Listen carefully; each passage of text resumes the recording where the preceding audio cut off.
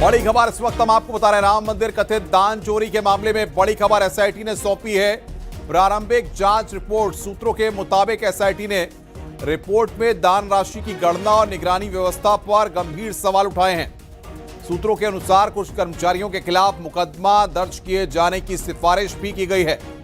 बड़ी खबर यहां पर हम आपको बता रहे हैं। इस वक्त की ब्रेकिंग न्यूज हम आपको बता रहे हैं। राम मंदिर कथित दान चोरी के मामले में इस वक्त की बड़ी खबर, एसआईटी ने प्रारंभिक जांच रिपोर्ट यहां पर सौंपी है। इस वक्त की बड़ी खबर, एसआईटी ने निगरानी व्यवस्था पर सवाल उठाए हैं। राम मंदिर कथित दान चोरी का यह पूरा मामला है। एसआईटी ने प्रारंभिक जांच रिपोर्ट यहां पर सौंपी है। सूत्रों के हवाले से इस वक्त की बड़ी खबर हम आपको बता रहे हैं। और संकेत हमारे सहयोगी हमारे साथ फोन लाइन पर बातचीत करने के लिए जुड़ रहे हैं। संकेत, क्या जानकारी मिल पा रही है? ये बताया जा रहा है कि निगरानी व्यवस्था पर सवाल उठाए गए हैं। बिल्कुल, एसआईटी ने ये महत्वपूर्ण रिपोर्ट सौंप दी है। ये प्रारंभिक रिपोर्ट है एसआईटी की और ये सौंप दी गई है एसीएस होम और मुख्यमंत्री कार्यालय संजय प्रसाद को। ये महत्वपूर्ण रिपोर्ट सौंप दी गई है और इस रिपोर्ट में कई महत्वपूर्ण तथ्यों के बारे में बताया गया है, जो कि राम मंदिर की जो दान की व्यवस्था थी, इसको लेकर एसआईटी जांच कर रही थी, कथित दान चोरी प्रकरण की। और इसमें जो रिपोर्ट सौंपी गई है उसमें सूत्रों के माने तो एसआईटी ने दान राशि की जो गणना है उसकी निगरानी व्यवस्था पर भी सवाल उठाए हैं। यानी कि जो दान राशि की गणना है उसकी निगरानी की जो व्यवस्था थी उसमें चूक थी, उसमें खामियां थी, उस पर सवाल उठाए हैं। इसके अलावा किसी भी व्यक्ति को राम मंदिर ट्रस्ट के क्लीन चिट नहीं मिली है, ये खास बात है इस रिपोर्ट में सूत्रों की माने। और तीसरी जो सबसे महत्वपूर्ण बात है कि गणना कर्मियों के चयन और ट्रस्ट पदाधिकारियों से उनके संबंधों के बारे में भी जानकारी ली जा रही है कि ट्रस्ट के जो पदाधिकारी हैं और जो दान की गणना करते थे उनके रिश्ते क्या थे, वो कौन थे उनके ट्रस्ट के पदाधिकारियों के, उसका भी जिक्र इस रिपोर्ट में किया गया है। यही नहीं, मंदिर के आंतरिक व्यवस्था के लिए जिम्मेदार पदाधिकारियों की भूमिका पर भी इस रिपोर्ट में सवाल उठाए गए हैं। इस रिपोर्ट में सवाल उठाए गए हैं। महत्वपूर्ण रिपोर्ट में ये बिंदु है और एसआईटी ने इस मामले की विस्तृत जांच के लिए अतिरिक्त समय और सहयोगी अधिकारियों की मांग की है। यानी कि समय और मांगा है और सहयोगी अधिकारियों को मांग की है कि और सहयोगी अधिकारी दिए जाएं। ये इस जांच रिपोर्ट में है।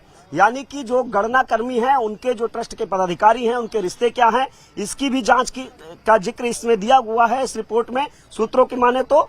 और इस पूरे प्रकरण में जो दान राशि की निगरानी और गणना की व्यवस्था है उस पर सवाल उठाए गए हैं। लगातार संकेत इस बात को न्यूज 18 कह रहा था कि खामियां, लापरवाही, इन तमाम चीजों को लेकर के रिपोर्ट में अपनी बातें हैं। न्यूज 18 की खबर पर एक बार फिर मोहर लग रही है।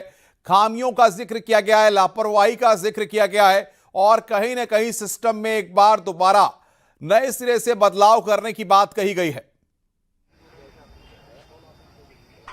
बिल्कुल जाहिर सी बात है कि न्यूज 18 ने इस रिपोर्ट का सबसे पहले जो इसके महत्वपूर्ण बिंदु थे उनके बारे में अपने दर्शकों को बताया था कि इस रिपोर्ट में क्या कुछ है। और अब इस रिपोर्ट में इस बात की पुष्टि भी हुई है। दरअसल जो सूत्रों की माने तो इस रिपोर्ट में इस बात का जिक्र किया गया है कि जो 14 पदाधिकारी ट्रस्ट के हैं उनके जो लिखित बयान लिए गए हैं वो बयान और जो दस्तावेज लिए गए हैं उनका मिलान नहीं हो रहा, यानी कि खामियां हैं। इन खामियों का जिक्र भी इस रिपोर्ट में किया गया है। यही नहीं, जो एसआईटी की रिपोर्ट है कि उसमें जो गणना की व्यवस्था है, दान की जो गणना है उसकी जो व्यवस्था है उस पर भी सवाल उठाए गए हैं इस रिपोर्ट में। और जो गणना कर्मी हैं उनके और जो ट्रस्ट के पदाधिकारी हैं उनके रिश्ते क्या हैं उनका भी इस रिपोर्ट में जिक्र किया गया है। यही नहीं, व्यवस्था में सुधार की बात भी इस रिपोर्ट में कही गई है। जांच के लिए अतिरिक्त समय इस रिपोर्ट में मांगा गया है। न्यूज 18 ने इस बात का खुलासा इस रिपोर्ट के बारे में पिछले 2 दिन पहले ही बताया था कि जो जांच रिपोर्ट अभी तक जो जांच पड़ताल में सामने आया है, जो अयोध्या में एसआईटी लगातार रुकी। दरअसल मुख्यमंत्री योगी आदित्यनाथ ने जैसे ही ट्रस्ट ने मांग की कि इसकी जांच कराई जाए इस पूरे प्रकरण की, सीएम योगी ने तत्काल निर्देश देते हुए एसआईटी का गठन कर दिया। 3 सदस्यीय एसआईटी कमेटी, एक वरिष्ठ आईएएस जो लखनऊ के मंडलायुक्त विजय विश्वास पंत को इस कमेटी में रखा। इसके अलावा एक आईपीएस को रखा, वरिष्ठ आईपीएस अफसर को जो आईजी लखनऊ रेंज के हैं उनको रखा। और यही नहीं, वित्त के मामले में जो जानकार हैं नील रतन, उनको भी इस पूरी जांच कमेटी में रखा। यानी कि जो 3 सदस्यीय कमेटी रही, ये विशेषज्ञों की कमेटी थी। हर बिंदु पर इस कमेटी ने जांच की। अलग अलग लोगों से पूछताछ की। जिन लोगों ने दान दिया, क्या दान दिया, उनका बाकायदा दान रजिस्टर का जो ब्यौरा था वो भी देखा और उन लोगों से संपर्क किया। जो लोग उत्तर प्रदेश में के अलग अलग दूसरे राज्यों में उत्तर प्रदेश के अलावा थे, देश के बाहर जो सनातनी रहते हैं, विदेशों में रहते हैं, उन्होंने क्या दान किया। कई लोगों के दानदाताओं के बयान भी एसआईटी ने बाकायदा लिए हैं। उन्होंने क्या दान किया और क्या यहाँ दर्ज है। यही नहीं, जो सीसीटीवी फुटेज कौन देखता था, किसकी जिम्मेदारी थी, क्यों डिलीट हुए, इन सब बिंदुओं का ब्यौरा इसमें रिपोर्ट में दिया गया है। काफी महत्वपूर्ण रिपोर्ट है। सबसे खास बात है, ये प्रारंभिक रिपोर्ट है, अभी जांच जारी है, यानी कि जांच नहीं खत्म है, जांच अभी जारी है। कई चेहरों की गर्दनें फंसेंगी, तमाम पहलुओं का खुलासा होगा, तमाम तथ्य और अभी सामने आने हैं। और समय की मांग की गई है कि और अतिरिक्त समय दिया जाए, जिससे कि विस्तृत जांच हो सके और विशेषज्ञ अफसर दिए जाए, जिससे कि टीम बढ़े और जांच का दायरा और बढ़ाया जा सके। यानी कि ये अभी प्रारंभिक रिपोर्ट है और आगे जांच जारी रहेगी। बिल्कुल संकेत, बहुत महत्वपूर्ण बात आप कह रहे हैं। जाहिर तौर पर इन सारी चीजों का अपने आप में महत्व और बढ़ जाता है, लेकिन क्या यह माना जाए शुरुआती रिपोर्ट सौंप दी गई है तो अगले कुछ घंटों बाद ये पूरी टीम एक बार फिर अयोध्या में दिखाई पड़ सकती है। और आज क्योंकि अयोध्या में शेषावतार मंदिर पर ध्वजारोहण का कार्यक्रम भी है, ऐसे में तमाम वीवीआईपी वहां पर पहुंच रहे हैं, वहां भी इस रिपोर्ट की चर्चा हो सकती है।